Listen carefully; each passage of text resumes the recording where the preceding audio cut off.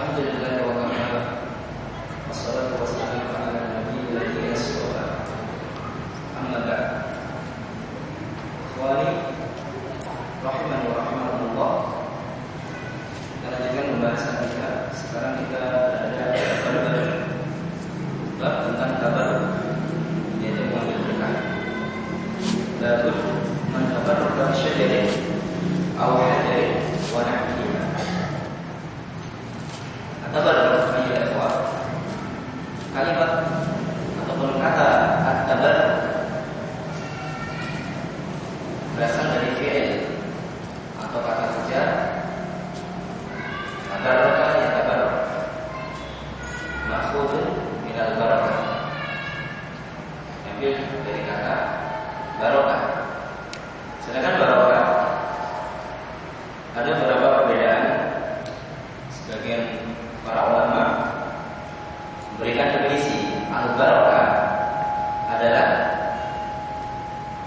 jawabul khair wa subut. Itu definisi pertama. Jawabul khair wa subut, yaitu ketetapan kebaikan. Kebaikan yang berkesinambungan.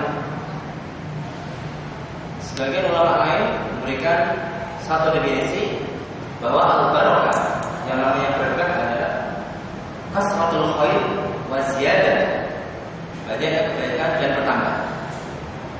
Ibnu Qayyim al-Jauziyah rahimahullah ta'ala mengatakan dalam Badaa'ul Fawaid bahwa kedua kata tersebut tidak berlawanan. Bahkan beliau mengatakan mutalaziman, itu saling melazimi, tidak bertentangan. Karena apa? Sesuatu yang sifatnya bertambah itu tidak menafikan hal-hal yang bersifat berkesinambungan. Intinya titik temunya adalah apa? Sesuatu yang banyak, sesuatu yang berkesinambungan itu titik temunya adalah tidak kurang. Ini adalah titik sepakat. Sehingga perkataan ulama yang mengatakan bahwa namanya berkah adalah bertambahnya kebaikan, wa kasratuhu, dan banyak kebaikan dan bertambahnya kebaikan itu tidak menafikan daripada berkesinambungan kebaikan. Waqila, dan katanya bahwa berkah ini diambil dari kata birkah. Birkah bisa dilihat di Al-Qaul Mufid. Al-birkah itu artinya majma'ul ma', tempat berkumpulnya air. Sehingga di kamar mandi ada kotak isinya air, namanya birkah, kotak mandi. Ataupun birkah untuk tempat pemeliharaan ikan dan lain sebagainya. Itu artinya kumpulan air. Dan kumpulan air itu lebih utama daripada air yang mengalir, yatamanyas. Dilihat dari dua sisi. Pertama adalah kasratuhu, jumlahnya banyak, kemudian subutuhu, dawamu, yaitu berkesinambungan. Maka seakan-akan ketika seseorang dikatakan kepadanya berkah, kita mengambil berkah, kita harus betul-betul mengharapkan berkah dari Allah. Artinya apa? Kita harus menambah kebaikan kita. Minimal kebaikan yang sudah kita lakukan itu tidak berkurang. Kalau amal kebaikan kita berkurang, berarti otomatis keberkahan kita berkurang. Ataupun kita bisa mengatakan kurang berkah. Hari ini kita beramal dengan amalan kebaikan, kita katakan 5, 6, 7 sampai 10. Tapi ternyata hari berikutnya berkurang. Maka bisa kita katakan bahwa hari berikutnya kurang berkah daripada hari kemarin. Mahfum ya, bisa dipahami istilah daripada berkah. Sedangkan berkah sendiri, sifat berkah adalah sifat dari Allah Subhanahu wa ta'ala. Diambil dari kata tabaraka wa ta'ala. Tabarak mengandung kata berkah dan sifat berkah ini adalah berada pada zat Allah Subhanahu wa ta'ala. Maka sifat berkah ini adalah merupakan sifat dari Allah Subhanahu wa ta'ala. Ini satu sisi.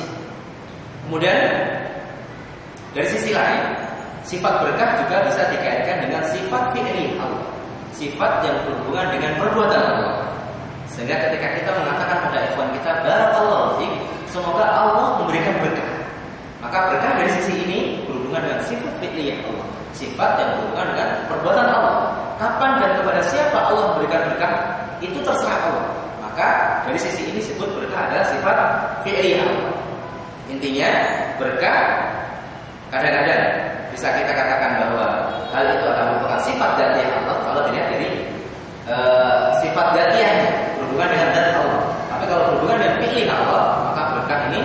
disebut sifat apa?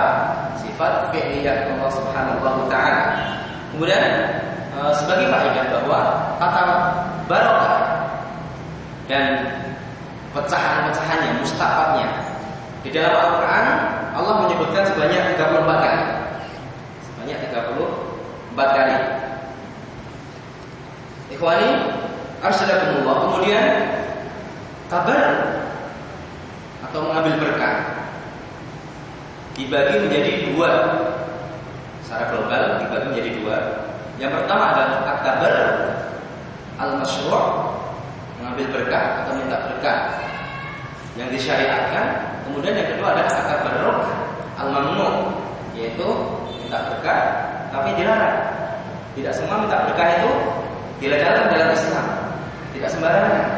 Di sana ada tatanan, ada dasar yang mendasari boleh dan tidaknya daripada tabarruk itu sendiri. Yang pertama, yang masyru' adalah seperti kita mengambil berkah dari Al-Quran, bacaan Al-Quran. Allah Subhanahu wa taala berfirman dalam surat Shad ayat 29, "Kitabun anzalnahu ilaika mubarak." Al-Quran ini penuh berkah sekali, diturunkan pada engkau, dan Al-Quran penuh berkah, dan kita bisa mengambil berkahnya dari Al-Quran, dari bacaan Al-Quran. Dari bacaan Al-Quran. Di antara berkah Al-Quran adalah apa? Diangkatnya kesyirikan ya, dari orang-orang musyrik. Kemudian di antara berkahnya adalah orang-orang yang baca Al-Quran akan mendapatkan pahala berlipat ganda. Ini disebutkan dalam hadis, "Man qara'a harfan min kitabillahi falahu hasanah wal hasanatu bi asyri amsalihha." Dan hal ini tidak didapatkan oleh orang-orang yang baca kitab lain. Mungkin dapat pahala, tapi pahala yang sifatnya umum, ibadah secara umum. Tapi Al-Quran memiliki pahala yang sifatnya khusus. Maka di sini kita memahami berkahnya Al-Quran. Kemudian Allah Subhanahu wa taala juga memberikan keberkahan kepada makhluk-makhluknya. Ya, tempat ataupun waktu. Misalnya tempat masjid. Masjid ini adalah Baitullah, penuh berkah. Tapi ingat bahwa meminta berkah bukan pada masjid, tapi kepada Allah Subhanahu wa taala dari wasilah kita berada di masjid, bukan kepada masjid. Ini jangan sampai disalah paham. Ya, kemudian Baitullah Al-Haram, Masjid Nabawi. Ya, kemudian masjid-masjid yang lain semuanya. Walaupun di sana ada perbedaan fadilah antara masjid-masjid, sehingga disebutkan dalam hadis juga bahwa tidak boleh mengadakan perjalanan untuk ta'abbud dalam rangka niat ibadah kecuali 3 masjid. Masjidil Haram, Masjid Nabawi, kemudian Masjidil Aqsa. Kita punya uang, boleh kita ziarah ke Masjidil Aqsa, kita salat di sana, enggak masalah. Dalam rangka untuk apa? Untuk ta'abbud. Tapi hal ini tidak boleh dilakukan untuk masjid-masjid yang lain. Boleh kita ziarah kunjung saja ke Masjid Istiqlal, tapi ingat, jangan meyakini bahwa Masjid Istiqlal itu lebih afdal daripada Masjid Al-Islam. Tidak. Kalau antum meyakini bahwa Masjid Istiqlal itu lebih afdal, antum terprosok dalam bid'ah. Kadang-kadang niat kecil, sedikit sekali itu kan membedakan status orang. Misal saja, ini satu misal yang berhubungan dengan niat. Orang yang meninggalkan daging, tidak mau makan daging, padahal makan daging hukumnya apa? Mubah. Dia meninggalkan daging, tidak makan daging. Kalau dia meninggalkan daging, ya sudah tinggalkan saja. Mungkin pengen diet atau menghindari penyakit apa, enggak masalah. Tapi ketika dia meninggalkan daging dengan maksud bahwa meninggalkan daging ini takarrub pada Allah, dia termasuk bid'ah. Padahal sama-sama enggak makan daging. Yang satu enggak berdosa, yang satu berdosa. Karena dia meninggalkan daging dengan niat takarrub pada Allah, dan cara takarrub pada Allah seperti ini tidak dicontohkan oleh Rasulullah SAW. Ya, karena semua ibadah sifatnya tauqifi, paket, tidak bisa dikarenakan. Sehingga para ulama mengatakan satu kaidah, al-aslu fil ibadah al-butlan. Dasar pokok ibadah adalah haram kecuali ada dasar yang menunjukkan hal tersebut. Misalnya saja orang yang berangkat haji, kita saksikan bukan jamaah haji dari Indonesia saja. Mereka tabarruk dengan mengusap-usapkan badan ke Ka'bah. Ini nggak ada contohnya. Yang ada contohnya adalah mencium Hajar Aswad dan memegang rukun Yaman. Mencium Hajar Aswad ketika mampu. Ya, ketika mampu menuju Hajar Aswad dan tidak menyakiti orang lain. Ya, kalau nggak mampu mencium, kita pegang Hajar Aswad, kita cium tangan kita. Kalau nggak mampu, kita berikan isyarat, kemudian kita tidak perlu mencium tangan kita. Seperti itu.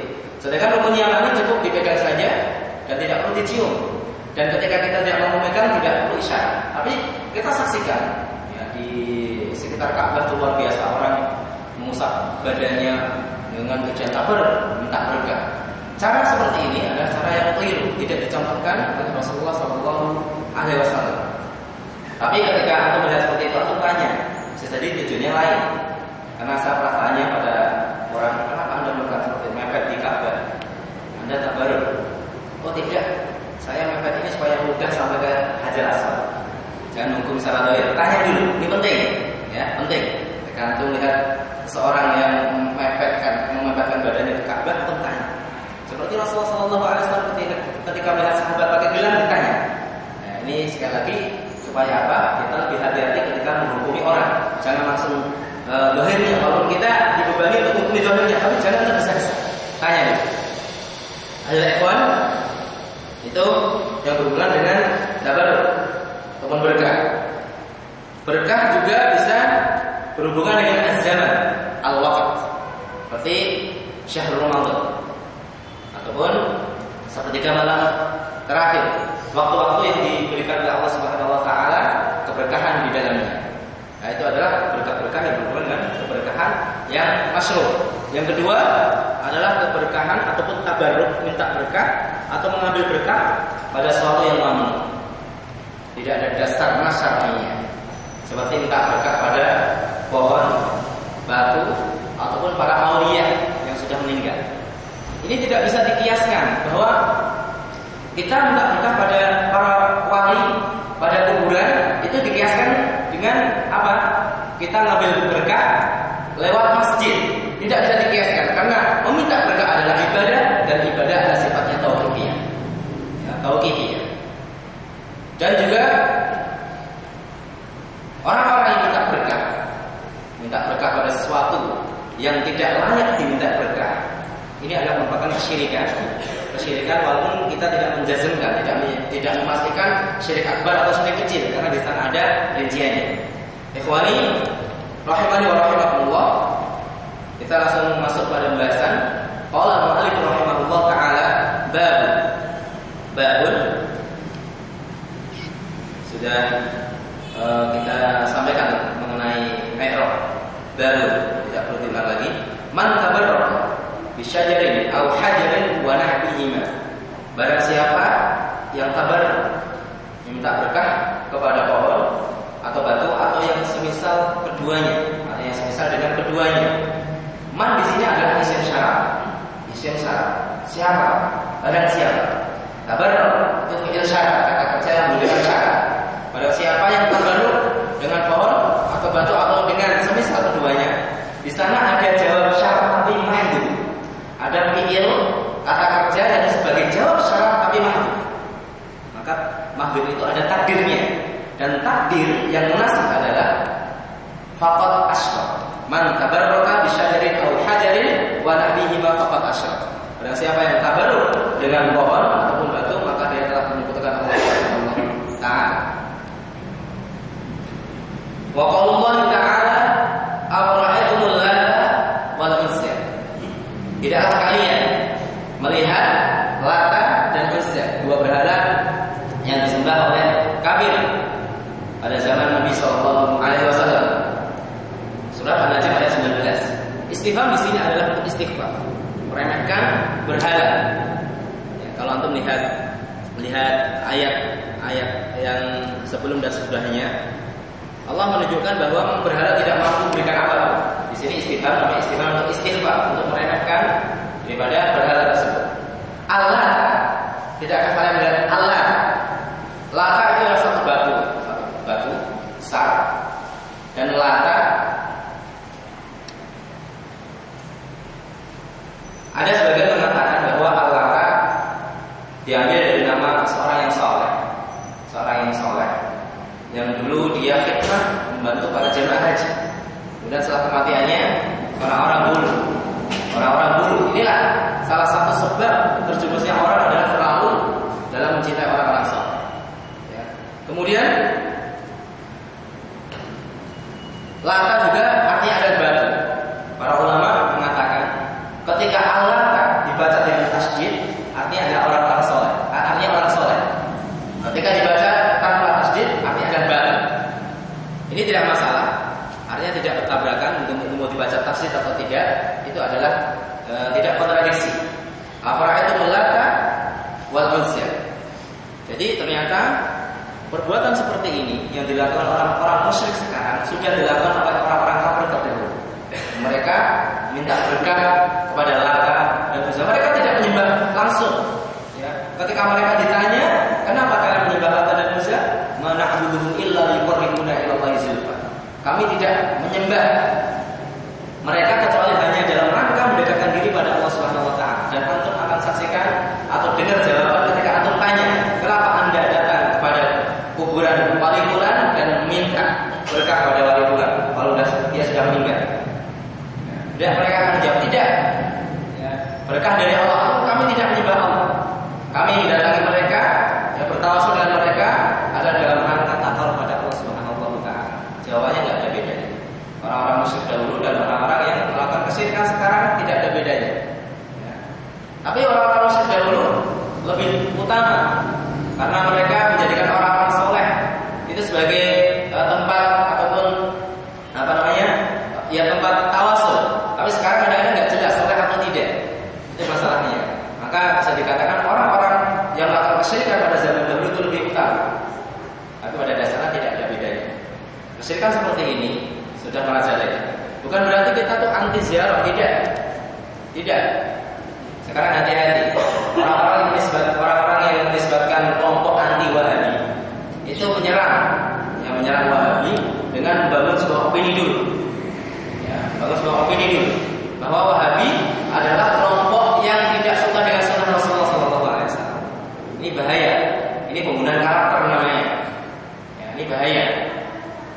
Sehingga ketika mereka melihat sunnah Rasul, ajaran Rasul langsung ini Wahabi. Sudah orang menolak karena dibunuh dari dasarnya, dari karakternya. Paham? Ya, dibunuh dari sisi karakternya. Ini sangat berbahaya sekali. Dan ini bisa digunakan senjata yang sangat ampuh oleh orang-orang yang benci sunnah Rasulullah SAW. Cukup dikatakan bahwa ini adalah ajaran Wahabi, walaupun pada dasarnya itu adalah sunnah tertolak. Kemudian mereka mengatakan sudah mereka orang-orang Wahabi Salafi atau sebut WC, Wahabi Club, Allah Ustaz. Yang mereka melarang ziarah pada Rasulullah SAW. Mereka akan ziarah, sebutkan hadisnya, tahlil hadisnya, tahakum gitu. Maka sekali lagi bahwa Rasulullah tidak melarang ziarah, bahkan mendatangkan ziarah. Dan kita boleh mengambil berkah dari ziarah kita, dari amalan soleh ziarah kita itu boleh kita ambil berkah, bukan dari kuburannya. Dengan wasilah ziarah kita minta pada Allah dimudahkan rezeki, tidak masalah. Dengan amalan ziarah kita, bukan pada kuburannya. Dengan amal soleh, ini perlu diperhatikan. Bukan pada kuburannya, tapi dengan amal soleh kita. Dan bahkan saya anjurkan pada ikhwan, walaupun nggak harus dijadwal secara rutin, ya sekali-kali, mungkin seminggu sekali, ya seminggu sekali seharusnya ziarah. Tidak masalah seperti itu. Ya seminggu sekali, ya kalau ada waktu kosong, karena itu apa? Karena itu adalah tudzakirul maut, mengingatkan kita tentang kematian, melunakkan hati. Manusia, tabiatnya adalah apa? Mereka itu tamak dengan dunia. Ketika dia tidak mengingat kematian, sudah dia tidak akan kenyang dengan namanya dunia. Hatta zurtumul maqabir, sampai kalian tuh betul-betul meninggal masuk kuburan baru. Seperti itu. Maka penting sekali ziarah kubur. Bahkan orang-orang yang bermadzhab Dzahiri mengatakan ziarah kubur itu wajib hukumnya. Minimal sekali dalam seumur hidup sekali minimal. Fazuha rafil amr, asal fil amri wujub. Ya, karena pada dasarnya perintah itu wajib untuk menunjukkan yang wajib. Fazuha adalah fil amr, minimal seseorang itu ziarah sekali. Ada yang enggak? Ini enggak pernah ziarah. Saya kalau malam nggak bisa tidur kalau saya ziarah Ustaz. Kenapa? Takut mati kan mati, enggak takut gantung. Itu muskilah. Ya. Karena kita ada terbangun di otak kita sesuatu yang khayal. Ya. Disuguhi tiap hari di TV itu suguhan yang berbau mistik, hantu bisa muncul, kemudian membahayakan. Ya, mereka bisa membahayakan dengan izin Allah SWT. Tapi ingat, ketika mereka muncul, mereka itu dalam kondisi yang paling lemah. Antum pegang, antum bulat, jatuhkan. Seperti itu. Apa itu atau Uzza? Uzza itu berbentuk pohon, 3 pohon. Dan pada waktu zaman Nabi SAW membuka Mekah, menaklukkan Mekah, Rasulullah SAW mengutus Khalid bin Walid untuk menghancurkan Uzza. Sedangkan untuk menghancurkan Lata dikirim sahabat yang lain namanya siapa? Al-Mughirah. Satu kisah yang menunjukkan bahwa ketika jin menampakkan dirinya itu dalam kondisi lemah adalah kisah ini. Pas sekarang kita bahas ini. Khalid bin Walid setelah menghancurkan pohon yang ada di rumah itu. Dia kembali pada Rasulullah SAW. Kemudian Rasulullah mengatakan, "Tanpa syai." Rasulullah SAW, "Kamu belum berbuat apa-apa." Kemudian kalau dibalik lagi dan melihat para juru kunci itu lagi menatap puncak gunung yang dekat dengan Uzza. Ya, dia teriak, Khalid datang. Dan Khalid menaiki puncak bukit atau gunung yang dekat dengan Uzza. Kemudian Khalid melihat seorang perempuan yang tanpa busana dan rambutnya terurai. Kemudian disabetlah, tebaslah perempuan tersebut dan jatuh. Ini menunjukkan bahwa ketika mereka menampakkan dirinya itu dalam kondisi lemah. Karena pada dasarnya mereka itu makhluk gaib yang tidak tertangkap mata. Itu. Dan banyak contoh yang lain dalam hadis-hadis yang seperti Ubay bin Ka'ab bertemu dengan jin, kemudian dia melambaikan tangannya, ternyata tangannya berbentuk anjing gitu. Dan Abu Hurairah dan Rasulullah SAW sendiri bisa mengalahkan jin. Dan kalau mau beliau akan mengangkatnya dan nanti jadi mainan anak-anak yang tinggal di Madinah. Seperti itu. Maka jangan sampai takut dengan jin. Ketika muncul, Bismillah, antum pegang, antum ikat. Dan itu kenyataan. Pada perang Ahzab salah satu sahabat Ansar membunuh jin yang berbentuk ular. Mereka ketika menampakkan dirinya adalah kondisi yang paling lemah dari jin tersebut. Apa itu melanda watuzir? Ini adalah bentuk tabarruk kepada pohon dan batu. Alata adalah batu, Uzza adalah pohon. Ini sesuai dengan judul. Man tabarraka bisyajarin aw hajarin. Judulnya sesuai dengan ayat yang dikutip. Judulnya yang ditulis oleh Syekh Muhammad sesuai dengan ayat yang dikutip. Apa itu melanda wal Uzza? Kemudian dalil yang kedua adalah beberapa hadis dari Abi Waqid Al-Laythi. Qala al-mu'allif rahimahullah ta'ala wa Abi Waqid Al-Laythi qala. Dari Abi Waqid Al-Laythi berkata, beliau menceritakan, kharajna ma'a Rasulillah sallallahu alaihi wasallam ila Hunain. Kita keluar bersama Rasulullah sallallahu alaihi wasallam menuju Hunain. Hunain satu lembah di timur Mekah. Dan ini kejadian setelah apa? Setelah Fatu Mekah. Perang Hunain yang diceritakan oleh Allah dalam surat At-Taubah. Jumlahnya cukup banyak. Sehingga Allah uji. Ternyata kemenangan yang diraih oleh kaum muslimin bukan karena jumlah banyak, tapi ketaatan kepada Allah Subhanahu wa taala. Itu kunci kemenangannya. Tapi kalau nggak taat, dosa, siapa yang menang? Siapa yang kuat? Itu sunnah qauliyah. Jumlah yang banyak mengalahkan yang kecil itu sunnah qauliyah. Tapi kadang-kadang sunnah syariah, Allah mencintai sunnah syariah, kami fi'atin qalilatin ghalabat fi'atan katsirah. Yang kecil mengalahkan yang besar, yang sedikit mengalahkan yang banyak. Itu sunnah syariah Allah Subhanahu wa taala.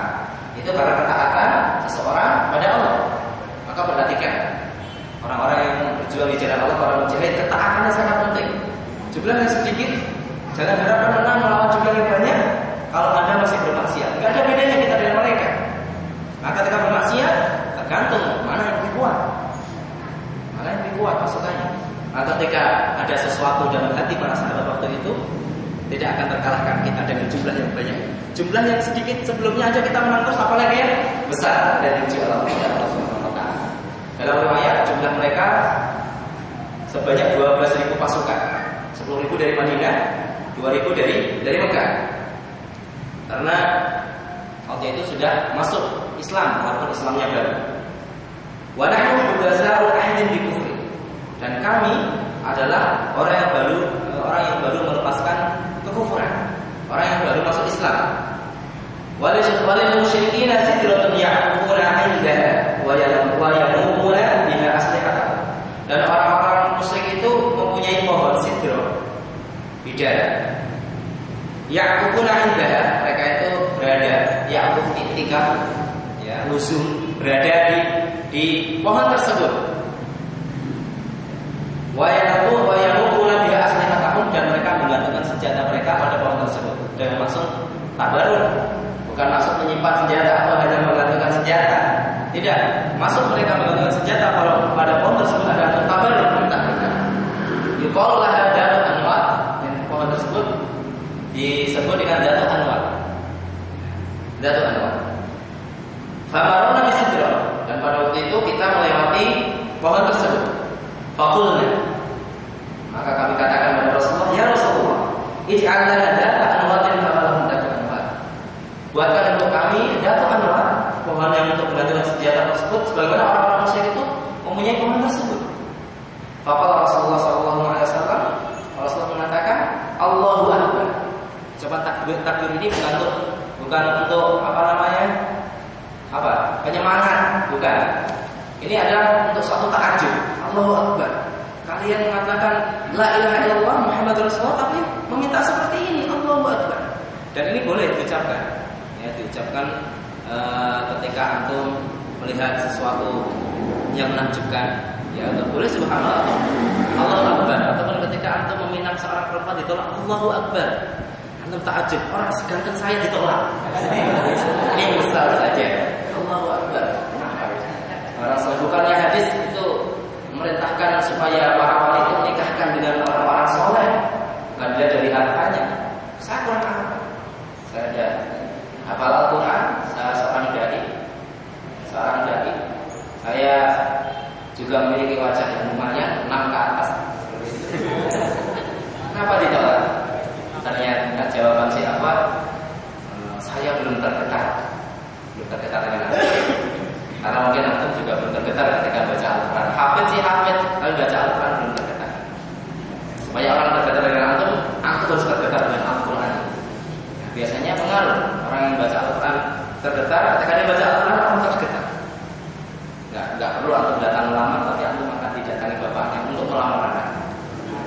Tapi ingat, aniat al-umuru bi maqasidiha, innamal a'malu binniyat. Kita lanjutkan. Faqala Rasulullah sallallahu alaihi wasallam, Allahu akbar. Inna as-sunnah. As-sunnah maknanya turun. Itu adalah jalan. Ini sebagai isyarat bahwa seperti ini adalah jalan yang pernah ditempuh oleh orang-orang sebelum kita dari kalangan Yahudi wa Nasrani. Qultum walladzi nafsi bi yadihi kama qala Bani Israil. Kamu telah mengatakan demi jiwaku yang ada di tangannya, tangan Allah. Kalau qala Bani Israil, kalian telah mengatakan sesuatu yang telah dikatakan Bani Israil kepada Musa. Apa perkataan mereka? Diabadikan oleh Allah dalam Al-Quran surat Al-A'raf ayat 138. Ij'al lana ilahan kama lahum alihah. Qala innakum qaumun tajhalun. Bahkan kami ilah, sebenarnya mereka punya ilah. Ini berarti kufur, permintaan kufur karena dibiasakan pada sesuatu yang kufur, meminta ilah. Dan Rasulullah mengatakan la tarkabunna sunana. Di mushaf itu apa? Sunan atau sana? Sunan kan? La tarkabunna sunana man kana qablakum. Sungguh kalian akan mengikuti sunnah-sunnah orang-orang sebelum kalian. Ini bukan anjuran ataupun pengakuan Rasulullah, bukan. Tapi ini adalah untuk tahdir. Walau pada dasarnya dilihat dari sunnah kauniyah, apapun yang terjadi berbentuk maksiat sekarang ini, hal itu sudah terjadi pada zaman dahulu. Sudah dilakukan oleh kalangan orang-orang Al-Yahud dan Nasara.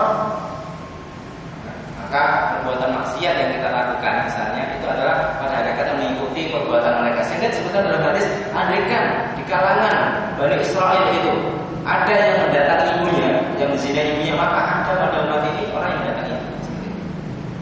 Dan pasti ada. Tapi ini bukan suatu anjuran dari Rasulullah, bukan tahdir. Jangan seperti itu. Jangan seperti itu. Jangan mengikuti mereka. Walaupun mengikuti mereka tidak bisa dielakkan lagi karena itu sudah sunnah kauniyah Allah Subhanahu wa taala. Dari hadis Abu Waqid Al-Laitsi kita bisa mengambil kesimpulan bahwa mengambil berkah kepada pohon adalah merupakan syirik. Dan ini syirik akbar. Syirik akbar ketika dia meyakini bahwa pohon tersebut itu memberikan berkah. Tapi kalau dia meyakini berkah dari Allah, maka hukumnya adalah syirik kecil. Ini syirik akbar. Syirik akbar ketika dia meyakini bahwa pohon tersebut memberikan suatu keberkahan. Apapun ini ada sebuah contoh saja. Maka mu'allif pengarang mengatakan barang siapa yang bertabaruk minta berkah dengan batu atau pohon ataupun yang semisal dengan keduanya, bukan pembatasan, bisa terbatas pada pohon batu tidak, kepada hewan binatang bisa jadi. Ada yang minta berkah pada hewan. Ada. Ya, yang terjadi di kota kita tercinta Solo, jelas minta berkah pada kiai. Itu memang penghinaan pada kiai. Penghinaan betul. Kiai itu yang kita pahami memang dia seorang alim, punya ilmu, dia disegani, bicaranya fasih, kan gitu kan? Ini kerbo. Ini harusnya kiai harus marah kan? Nggak boleh. Nama kiai itu kalau di Indonesia sesuatu yang sakral. Ya. Tidak, kadang tingkatan kiai sama ustaz itu beda. Kalau masyarakat itu memahami, masyarakat secara umum. Oh itu masih ustaz, bukan kiai. Oh itu masih suka sepak bola, ustaz itu ustaz bukan kiai. Kalau kiai nggak suka sepak bola, kan gitu. Nah, ini teman-teman masih ustaz bukan kiai, masih suka futsal, bola kan gitu. Itu pemahaman sebagian masyarakat kita seperti itu. Ini malah dinamakan kepada binatang. Ini kan lucu, dicium dan kotorannya diambil. Subhanallah, ini adalah fenomena kesyirikan yang ada di hadapan kita. Fenomena kesyirikan yang ada di hadapan kita. Ketika ditanya apa agama Anda, dia akan mengatakan apa? Islam. Bersyahadat Allah Islam. Kemudian faedah yang bisa kita ambil adalah orang-orang melakukan kesyirikan akbar, mereka diundur, dimaafkan karena kebodohan. Ini dalilnya. Ini salah satu dalil bahwa orang melakukan kesyirikan akbar ataupun kekufuran, mereka diundur karena bodoh. Rasulullah ingatkan, tidak dikafirkan, Rasulullah ingatkan. Tapi kalau mereka melakukan setelah peringatan atau minta lagi, maka mereka kufur. Sudah diingatkan bahwa ini adalah kesyirikan, dikiaskan dengan perkataan Bani Israel kepada Musa. Minta lagi atau berbuat, maka kufur. Jadi kekufuran itu tidak hanya terbatas pada perbuatan saja. Ya. Sebagian orang mengatakan ini hadis ini nggak pas kalau digunakan dalil sebagai adanya udzur bil jahl, tidak. Karena mereka tidak dikafirkan sebabnya ada mereka tidak berbuat. Padahal kekafiran tidak terbatas pada fi'liyah, tapi ada yang qauliyah, perbuatan dan i'tiqad. Maka kita katakan kepada mereka, andaikan ya para sahabat yang mereka itu baru masuk Islam dari kalangan ahlu Mekah, mereka minta kepada Rasulullah untuk dibuatkan Jatuh Anwar setelah diperingatkan. Apa yang dikatakan Rasulullah? Ya, sudah ditegakkan hujah, masih minta lagi. Kalau mereka tidak berbuat, tapi minta lagi. Apakah diudur? Tidak. Setelah ditanbih, tidak ada udur. Ya, tidak hanya terbatas pada perbuatan, tapi kufur, ya, kesyirikan, kekufuran itu juga termasuk dalamnya adalah al-qauliyah, yaitu perkataan. Ayat ikhwan, dan di sini dibagikan oleh At-Tirmidzi dan beliau menyatakan bahwa di sini adalah sahih. Mungkin kita cukupkan pembahasan tentang tabaruk. Insyaallah pada pertemuan selanjutnya kita masuk pada bab baru. Aku lupa ada. Wassalamualaikum warahmatullahi wabarakatuh.